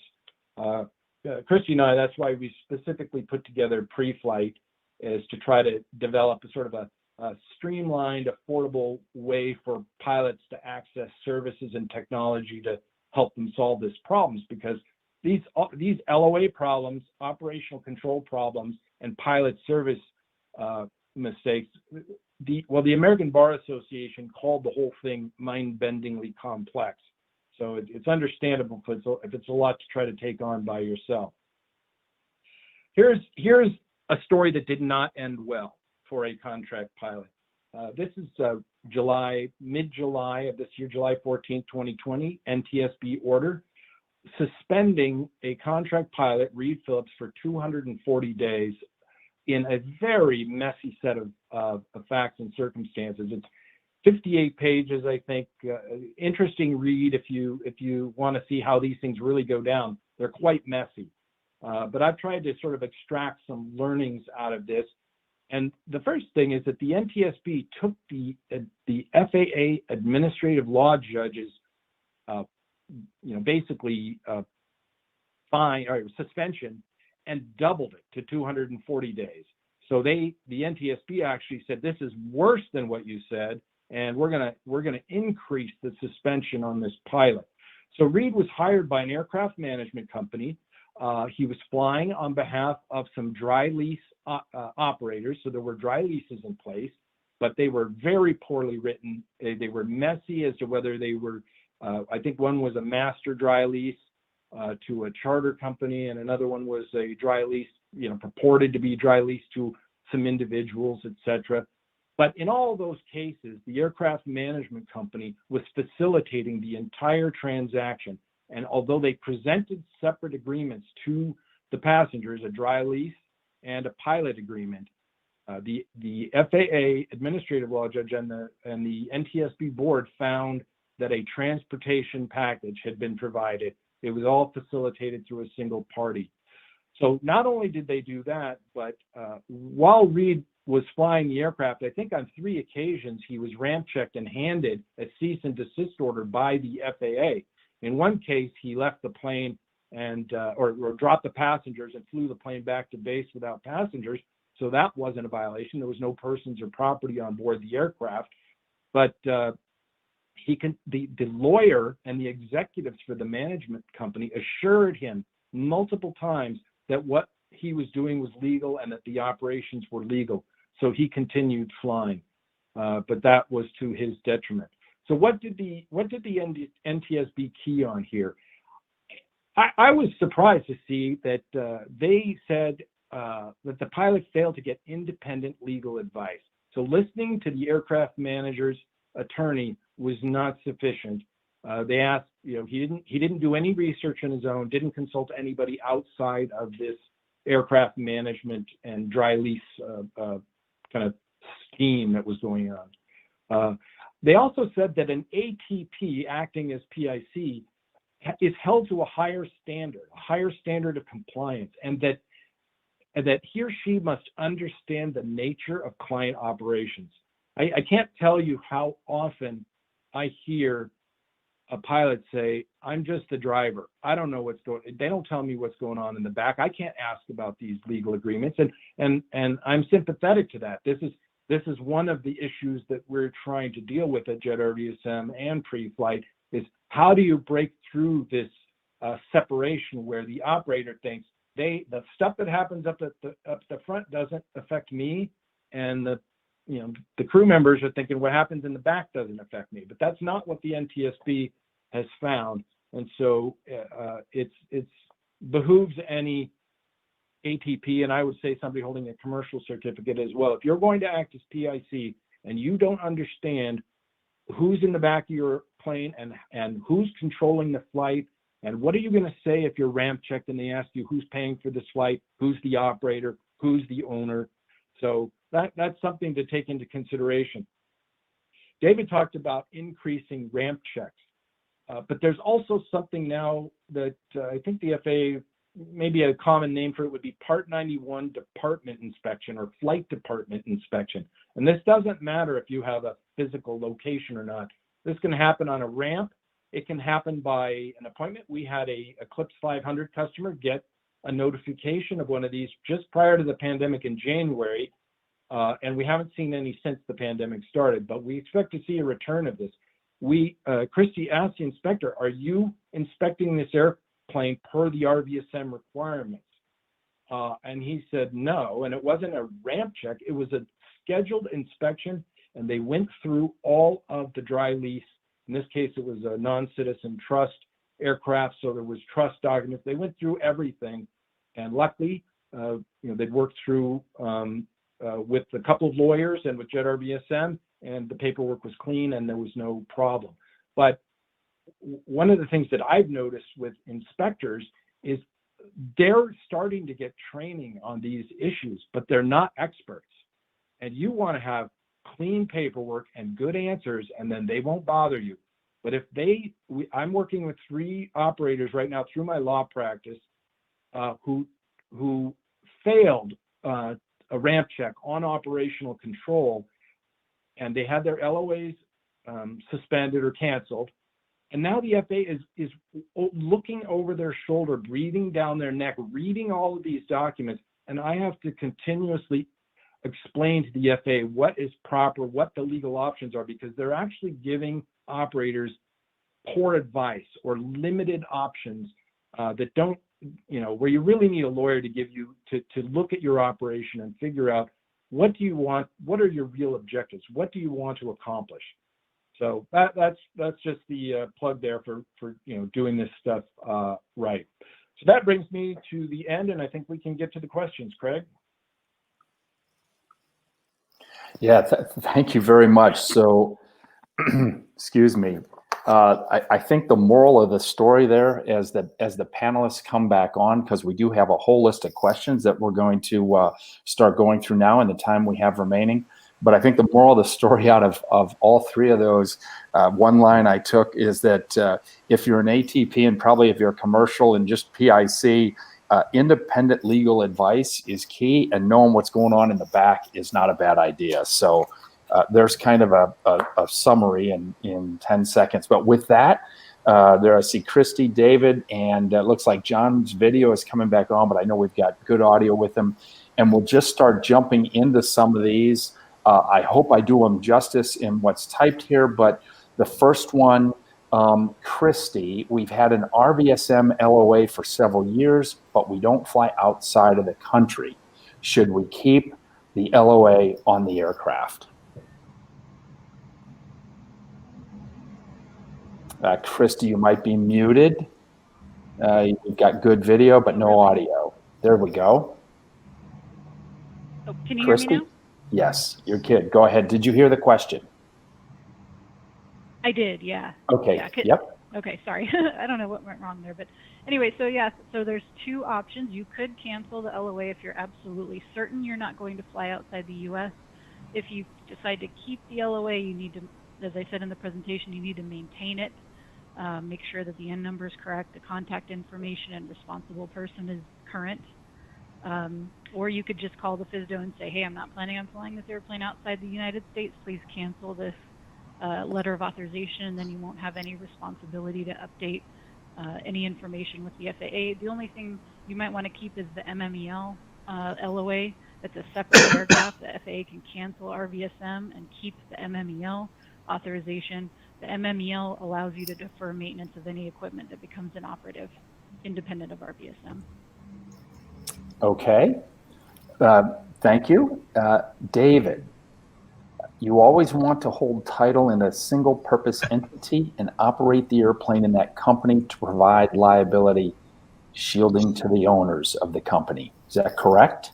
Yeah, so that was, I must admit, that was a planted question because I get that question all of the time. The answer is no, you do not want to do that. That's exactly what I was talking about as far as what a flight department company is doing. And you have to be careful because if you go talk to a very good tax lawyer or a good estate planning attorney, or even I get a lot of problem with bankers for some reason. I don't know why, but bankers, a lot of brokers, They don't understand the federal aviation regulations. They think that that's correct, that you want a liability shield. I have a lot of pilots who say, hey, I'm buying my own little Baron. I want to put it in an LLC to protect myself. I'm like, you're flying it.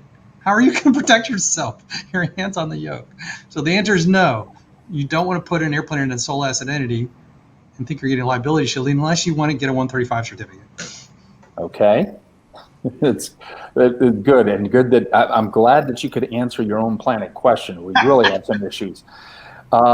This looks like a Christy question. How does the ADS-B altitude monitoring work if an aircraft is not flown in the U.S. for extended periods, i.e. based abroad? Right. Yeah, I saw that from Robin. Hi, Robin.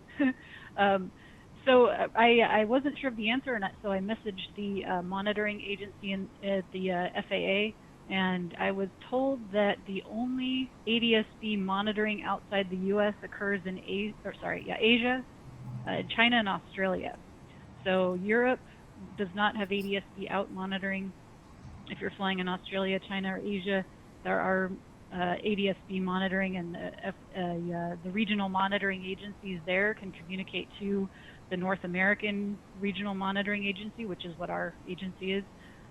So it just depends on what countries you're flying in. So if you're only operating in Europe, I would assume either you have to do a GMU flight or you have to overfly one of the HMU stations. Okay. This doesn't have a name on it aimed at anyone. David, I'm going to ask you to address it first, and then I think, John, if you have anything you want to follow up, or Christy, we can do that. But here goes. It has to do, David, with dry leasing. On dry leasing, if there are multiple owners in the LLC, and each owner has a dry lease in place, is it okay for the LLC to pay for the expenses such as maintenance, fuel, etc.? Yeah, that's a very good question, and that's a very common structure. And I would say that's one of the situations where it is appropriate or it is possible. The key thing that you cannot do, the dry lessees need to very clearly get their own pilots. They may pool together to get a pilot as a group, but that needs to flow through the lessee, not the lessor. All of the other things like maintenance, fuel, insurance, those are indicia of operation and control. And my position with FAA, and this is kind of an ongoing dialogue with FAA, if you talk to certain FAA lawyers, they agree with me. If you talk to certain FAA safety inspectors, they don't. And that's a problem right now. What a surprise. Yeah. So the answer should be, again, it goes back to what I was saying before, which is who is the party that's responsible to ensure that the maintenance is done and it's properly insured and that the pilots are trained.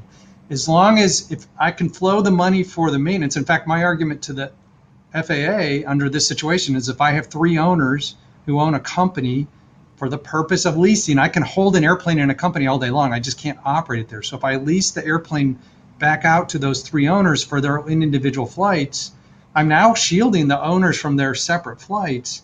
And I want that lessor to coordinate on the maintenance because I don't want multiple people turning wrenches on the airplane. I want one unified, consistent set of maintenance. I want one policy that is clearly set up, but I need to make sure, so to the answer to this question is you can do that so long as it is absolutely clear and understood that each lessee is responsible for his or her own flight and that they need to show that they've done due diligence to ensure that the maintenance is current, that the pilots are current, that the fuel is appropriate, that there is insurance in place.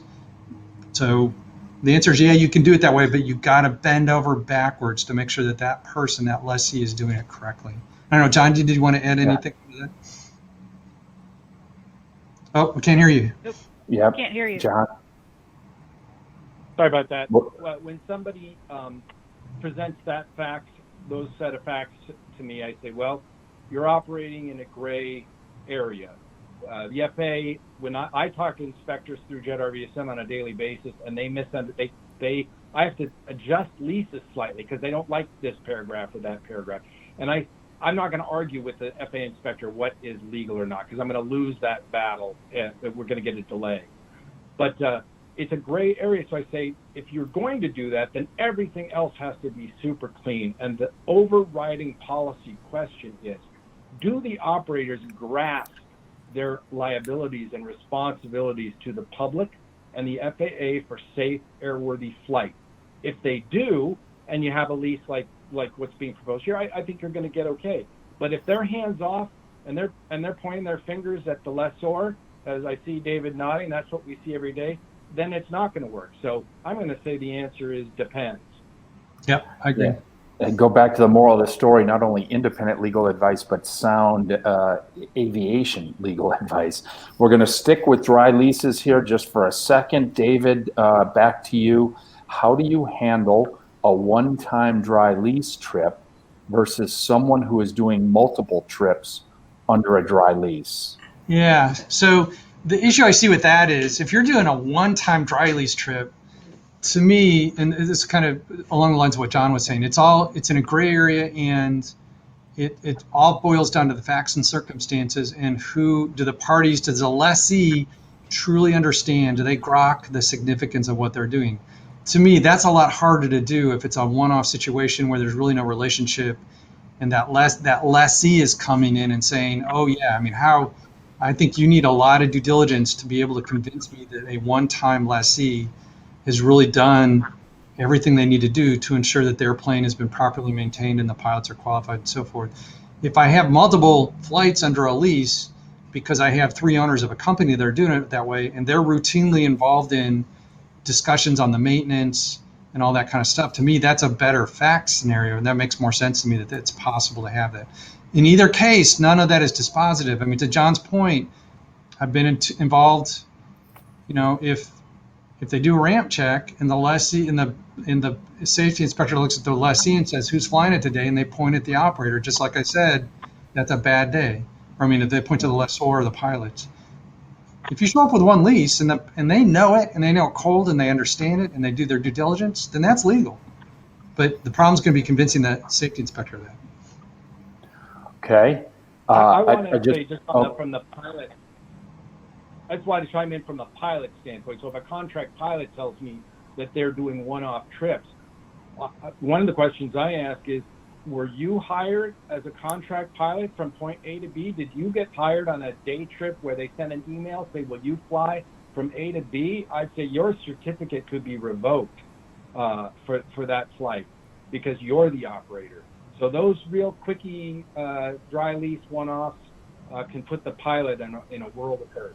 Yeah, I agree with that. Yeah, great ad, John. And John, I'll just add, if you might move just a little bit closer to the microphone. Good video, but your audio is just a little weak. Yeah, but a good highlight there. I'm just going to add here, we've had a couple of questions about recordings. This will be recorded. It will be available on our website just as soon as the platform downloads it. So it may take a day or two, but yes, the recording in entirety will be there. And there's also a number of questions we may not get to. We're going to do our best to have the panelists address those, and we'll post those in a PDF as well. So if I don't get to your question, apologies in advance, but we'll try and make sure we address everyone.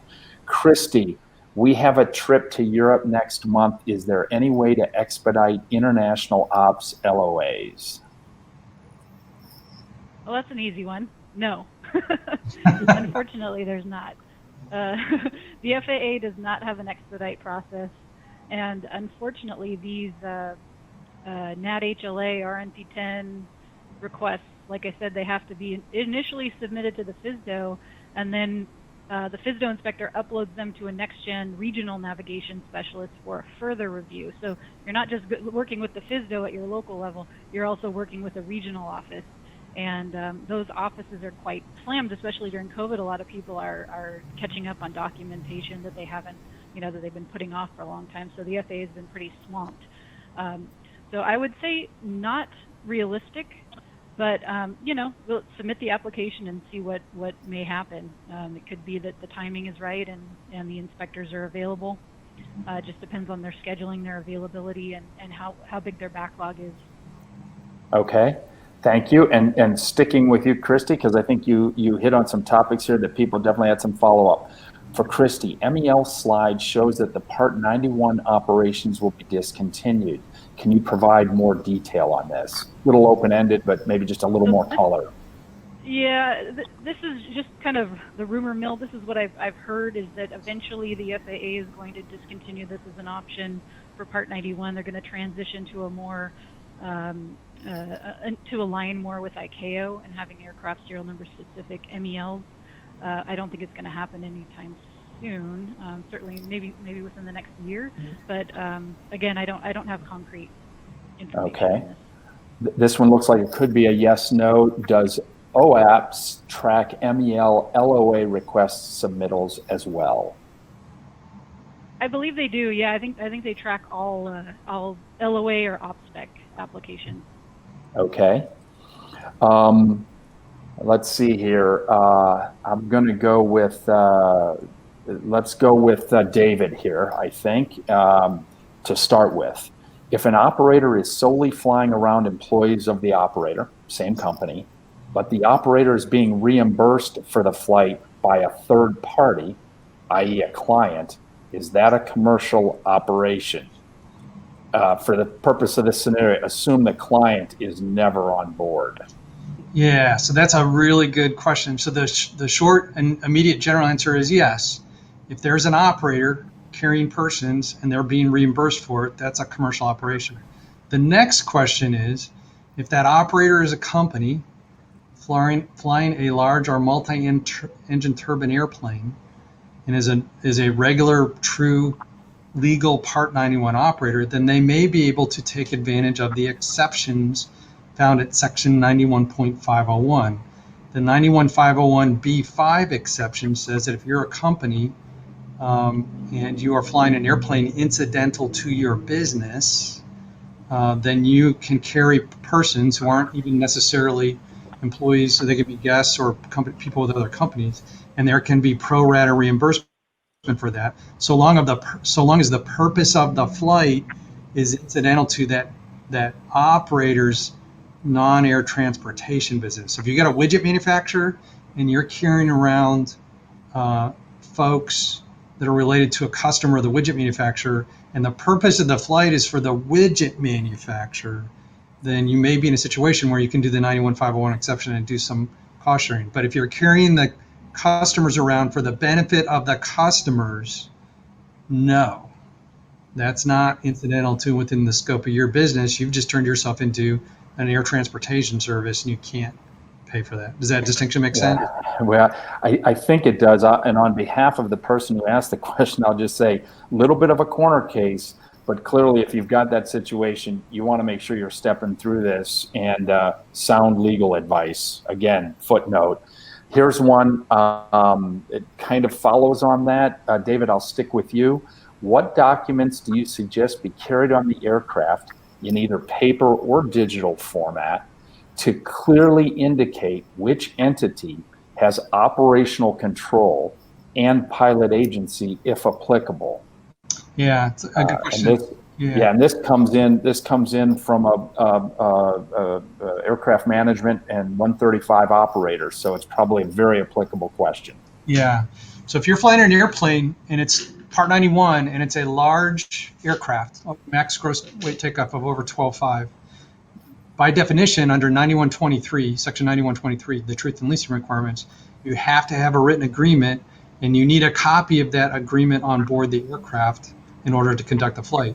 We also say on top of that, you want to carry together with that lease agreement a copy of some paperwork. We usually use a fax to show that you did the 48-hour truth in leasing notice, and a cover letter to show that you sent it to the technical branch at Oklahoma City. Those are the two pieces of evidence to show that you've complied with 9123. And most of our leases now, because of the FAA crackdown, if I have multiple leases, we've also created in our leases a log. It can either be a log or a separate piece of paper that literally shows the transfer of operation control, that I document on paper, hey, lessee A showed up today on Thursday and assumed possession and control of the aircraft at 8 a.m. local, and then they went and did their flight or flights, and when they came back and put it back in the barn, they relinquished operation control. So I now have documentation to show that. Finally, to John's very good point, he had some really good stuff on the pilot agency. we always highly recommend that you put some kind of writing in place to track what you're doing, to document that you've thought about it and you're trying to comply with both FAA rules and all the stuff, the really good stuff that John pointed out. So if I have that in written agreement, I would have that available. The best way to avoid extra scrutiny with the FAA if they show up and ask is to have parties that understand what's going on and they have the right documentation and they can whip that stuff out and walk the safety inspector through what they have and what they're doing and why. And the more you can do that, you get the safety inspector to start crying with joy and tears of relief that you're doing it right. If you can't do any of that and you're not carrying the right paperwork, it's going to be a long day. John, do you want to add on to that? Yeah, well, I try to tell clients that the FAA does not want to dig into your stuff. Don't give them a reason to dig into your stuff. And I say they will cry tears of joy after you've spent the money to get this paperwork in place and you understand it. You can walk them through it. That's another important point. I would just add that I'm recommending to contract pilots and small flight department pilots to brief the passengers. If there's somebody who's a non-regular passenger, say, the operator of this flight is XYZ, because I guarantee you they'll answer the question incorrectly. They'll point to you, they'll point to the boss sitting next to them. They will not answer the question correctly. So a good brief of who's operating the flight is important. Very good point. I agree. Okay, and I'm going to let folks know we've got time for just a couple more, and the questions keep coming in. So again, we will be taking all of these in total and posting them, but we're going to try and hit a couple more. John, I'm going to start with you on this one. Example of an agency agreement for independent contractor, such as a CFI flying at a flight school. I'm assuming the question is just, can you give an example, or do you have an example of that? But that's the question. Well, I can give an example. So I'll answer two ways. One, with a CFI in a flight school, I'd have to hear a little bit more about that, because flight instructors have a little more leeway for being involved in a commercial transaction. So that may not be as important for that person, but it's always a good idea to have a clear relationship in place. Because if a CFI is under the command and control of somebody else, I'd have to hear the facts on that more clearly. But in general, I draft them based on the exact relationship. But if you wanted to just have a simple letter, it just is basically, I understand that my pay is coming from this company or from my own pilot service company, but the operator is appointing me as a limited scope agent to act as a crew member on its flight. And I understand that while I'm flying the aircraft, I'm under the exclusive command and control of this operator, and I am not under anybody else's control. So I'm not being dispatched by the aircraft management company. That's the key thing. Yeah. Okay. I work for the operator. Hey, Craig, can I butt in? Please do. Go ahead, David. It's not on. I agree with everything John says, but I'm going back to the previous discussion because I saw one of the questions here. I want to clarify. When I was talking about truth in leasing, this is really important to know. Again, that only applies to large aircraft over 12.5 max gross weight takeoff. If you're at 12.5 or less, do not let a safety inspector tell you that you have to do truth in leasing. That is incorrect. You do not. In fact, I don't want to do truth in leasing if I'm flying around in my Cardinal. Now, that being said, if I want to put a lease in place on my Cardinal, I could theoretically do it verbally, but that's really hard for me to prove after the fact. So I still always recommend that you have a written agreement, you have a lease, and you have it to be able to make it available to the FAA if they ask the question, well, who is operating the airplane today? Well, here's my lease that shows that they did it. But I'm not going to do the truth in leasing notice on it. And I'm not going to include truth in leasing notice language in the lease because it doesn't apply. So that's been a big problem in the industry. Okay. And one quick caveat. Go ahead, John. If you have, Craig, if you have an LOA on board, even if you're in a very light jet, you still need that dry lease. It doesn't have to have truth in leasing language in it, but you do need to carry it with the LOA. And one other point, because we're getting now a lot of G2 Vision jets, they do not fall under 91-501, nor does a TBM. I'm not sure about the PC-12, but there's the new requirement now that you have to join the NBAA small aircraft waiver. Look that up. Exemption. That's an important thing if you're going to try to have any of these reimbursements. Yeah, if you're using the 91-501 in a small or single engine turbine, you got to be, the only way to do that directly is through an NBAA exemption. Yeah, and I think, Lindsay, if you have the chance to throw up a link to that NBAA exemption document, or at least the page on the NBAA site, that might be helpful. I think we've got time for one more. And, you know, the good news is a whole lot of questions. Bad news is just not enough time to hit them all. And this is probably, David, sticking with you, and John, maybe some follow-up. But David, do we need a dry lease agreement if an employee of the company who owns the airplane would like to do a leisure flight, not business related? Yes. Well, so let me say it this way: if the company we're talking about, the owner of the company is a widget manufacturer, and the widget manufacturer is conducting the flight, and it's a normal Part 91 operator, and it decides to do a leisure flight for the owner of the company, and he doesn't reimburse for it, that's fine with FAA. The question is if you reimburse. Now, if the owner of the company is the owner of the company and that's all the company does, that's a flight department company, and you have to have a lease. So it depends on what the company's doing. But again, the commercial operator is a legal operator, is an operator who's receiving reimbursement for the flight. I, as a Cardinal owner, I could fly John around all day long, and as long as I don't get anything from him, that's legal. The moment he buys me a hamburger, I become a commercial operator. And if I wanted him to be the operator, I would need a lease. Okay. Go ahead, John. Caveat on the letters of authorization. So if the flight is being operated as a personal flight for an executive, if it is not treated properly as a fringe benefit compensation flight, I'm not sure and if you're flying international, that could create a problem on your LOA. So when you want to put a company executive for a personal flight on board, that's the time to talk to an aviation CPA and make sure with absolutely no executive may reimburse his own company except under narrow exceptions. So I'd avoid any reimbursements for personal flights from an executive. But in general, you might want to speak to your aviation CPA to make sure that that's handled correctly. Yeah, or you could use time-sharing agreements. There's a couple ways. So it's a really good point, John. Okay, and with that, we've got to call it. There, again, questions are coming in, which is great. All of the presenters, their contact information was available throughout. You can reach them through our website if need be, or on LinkedIn. I think you've got information on their names and who they're with.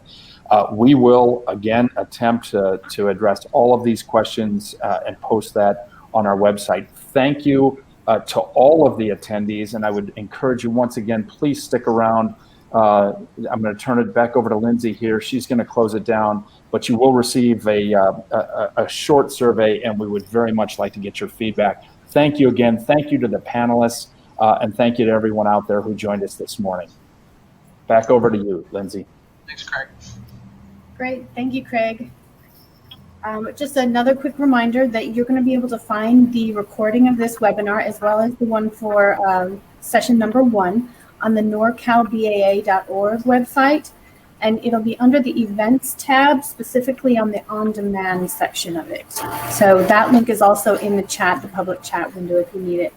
Yeah, and then we'll be posting any extra questions there as well. And just like Craig said, if you'll please take a moment to complete the short survey. That concludes today's webinar. Thank you all for joining us and have a safe day.